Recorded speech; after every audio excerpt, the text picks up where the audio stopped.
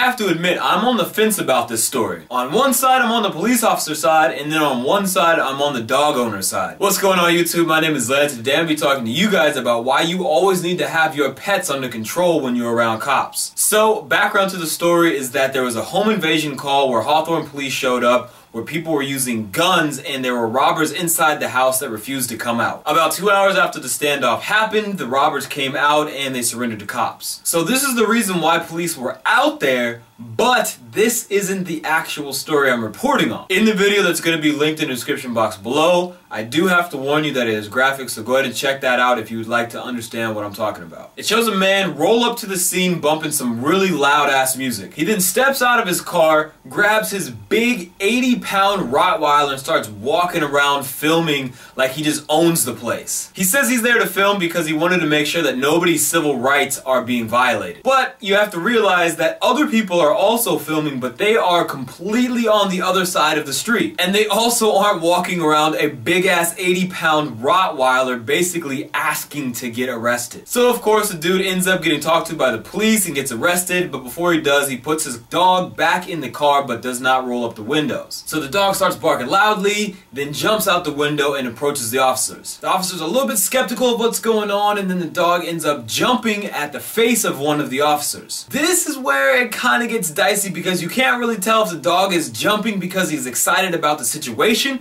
because you know how dogs are. Whenever there's excitement, they just get happy. They jump because they might be happy, or they're jumping because he might be scared that his owner is about to be in danger or something. So one of the officers pulls out his gun, shoots the dog one time, the dog flies back a couple of feet, then he shoots the dog 3 more times. Okay, so here are both of my opinions on this. So first I'll start with the side that I'm most on, which I think that the officer used excessive force. All the dude was doing was filming, and you're allowed to film the cops, so they should have just left him alone for that. And even if his music was too loud, they should have just told him to turn it down. They didn't need to arrest the dude. So let's get back to the dog situation. The dog wasn't even a direct threat, so if the owner wouldn't have gotten arrested for some dumb BS, he wouldn't have had to put him back in the car. Plus the dog was on a leash. Where would the dog have gone? At the same time, these cops have to have tasers and batons and pepper spray and other things like that to use. So I know lethal force was not the first option these cops could have taken. On top of all of that, you don't need to fire 4 rounds into a dog. You could have fired a warning shot and that probably would have scared the dog off. And you could have used the pepper spray. The dog would have definitely ran off after you used that. There are so many other options besides going directly for the kill. Plus, the officer didn't even finish the kill. After he shot the dog a couple times, the dog was just sitting there flailing like this in agony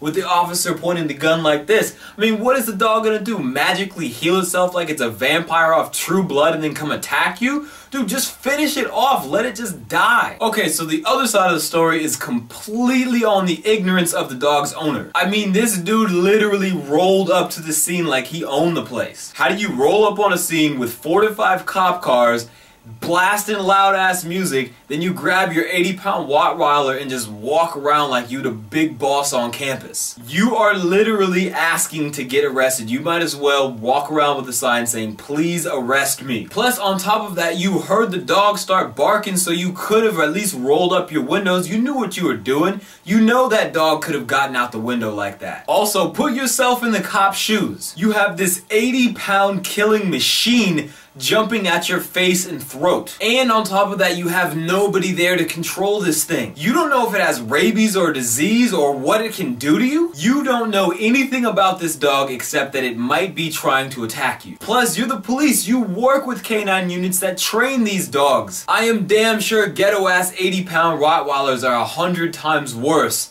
than canine dogs. At that moment, your life is literally in danger, because if that dog gets your throat or your face, you could die. When big dogs like that are just doing what their instincts tell them to do, there's no telling what's gonna happen. So if your first instinct is to protect yourself from being fatally injured, then so be it. I personally find it hard to believe that if anybody else out there had a big 80-pound dog jumping at their face and throat, that they wouldn't do something to defend themselves. Now mind you, what you did to defend yourself, whether that be taser, pepper spray, baton, kicking, punching, or shooting, that's up to you, which is why I'm on both sides of the fence on this story. And that also leads me to my video question of the day. If you were the officer, what would you have done in this situation? That's gonna do it for me today, guys. Don't forget to like, share, comment, most importantly, subscribe. Again, my name is Lance, and I'll catch you guys in the next upload.